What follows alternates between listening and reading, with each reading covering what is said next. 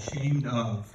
But I know that, like Miss Jennifer said, God's grace is more than sufficient, and He can take anybody and He can flip your life upside down and make you a powerful testimony. And so that's what we're here to share today. But a little bit about what we're doing. This is just a whole new dynamic, like what Miss Jennifer was saying. I worked in recovery ministry. I was with Teen Challenge for over about 5 years after graduating. And then we started a center called Life Changers. Some of you maybe have seen that or heard of that. And it's a great ministry. God's doing great work there. But like Miss Jennifer said, there's a high success rate for people who actually complete the program and graduate.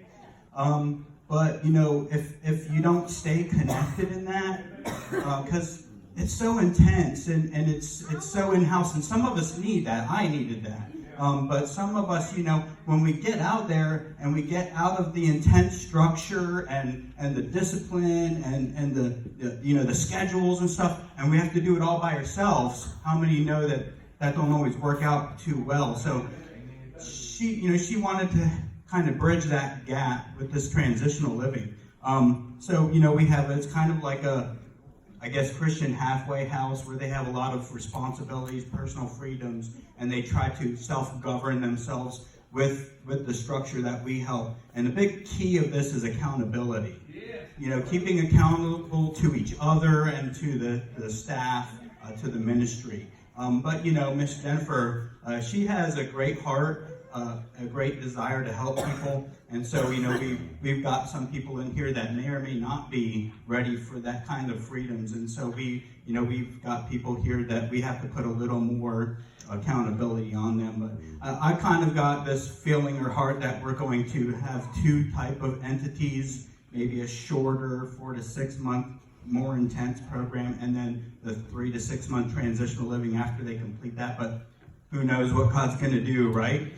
But our heart is for helping people that we've been in those circumstances and in those situations. And I'm not going to share my personal testimony today. I just, I can relate to a lot of things. But I'm going to go ahead and have one, maybe two people come up because we don't want to take up too much time. We know that you guys have got a lot going on today here. But I'm going to have Clarissa go ahead and come up here first, because I know that she's got some people here today that need to hear her story. Amen. So, Clarissa, will you come up and share your heart with us, please? Amen. He picks on me every time. Bless her, Lord. My name is Clarissa. I'm from Bryan, Alabama, and I'm 44 years old. I probably was on drugs about 20 years, probably 20. I didn't do anything besides weed until I was about 19. But anyway, I've always had a dream since I've overcome that. About 3.5 years, I was shooting dope and everything else. I quit that. I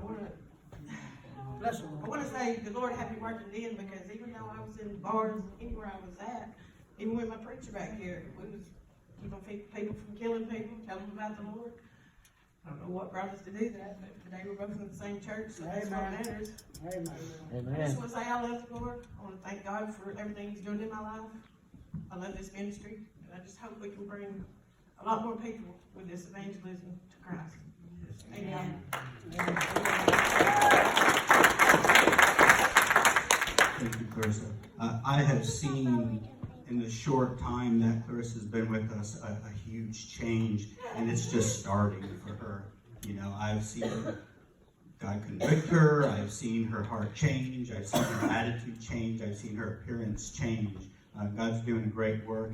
And when I came on with Miss Jennifer, I'm more of the order, structure, discipline, schedule, that kind of thing. That's kind of my knack.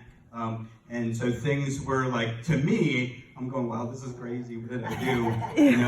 How did I get myself into this? But Miss Jennifer has this huge faith, and I've learned so much from her in that area since I've been here. And we are bringing some more order and structure, but we're just kind of walking this thing out in faith. We're waiting for the Lord to move in areas, moving our we need a building, we need more vehicles, we're growing so fast, and we're just trusting that God's going to do that. He's going to bring the resources, the facilities, and we're working hard for it. We're not just sitting on our hands waiting on God to move. We're putting it in, but this takes a move of God to do something like this. This isn't something that you can just make happen, not where it will produce the fruit that you want it to anyways. So we're just trusting God, and we thank you guys for letting us be out here today and just share a little bit of what we're doing, what God's doing, and we just are blessed to be here, and we're looking forward to the rest of the service.